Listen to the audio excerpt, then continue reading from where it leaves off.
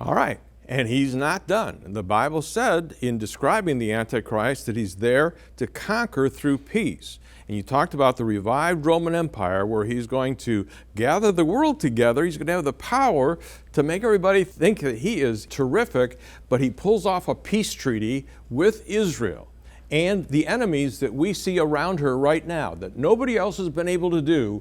He's going to pull it off, and that really starts the tribulation period ticking.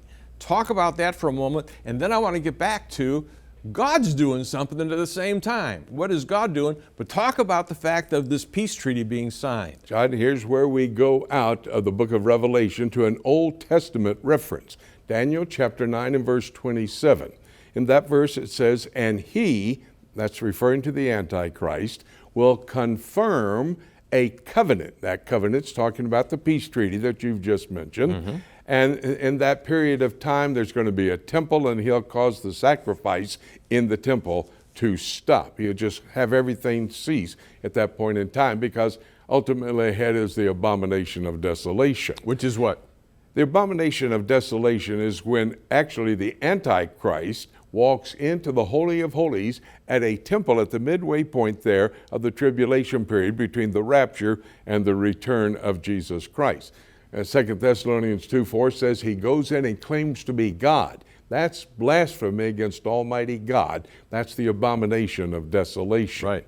Now, returning to the peace agreement that he's going to confirm, and this is key, there are already 3 peace treaties on the table. He's not going to sign a peace treaty. The Bible never says Antichrist will sign a peace treaty. He says, I will confirm a peace treaty. That word in Hebrew is gabar. G-A-B-A-R, which actually translated does mean confirm. So you have the Camp David Accords, 1979, Jimmy Carter, Anwar Sadat, and Menachem Begin. Anwar Sadat, president of Egypt, Menachem Begin, prime minister of Israel. They go to Camp David and they come up with the Camp David Accords, a peace treaty.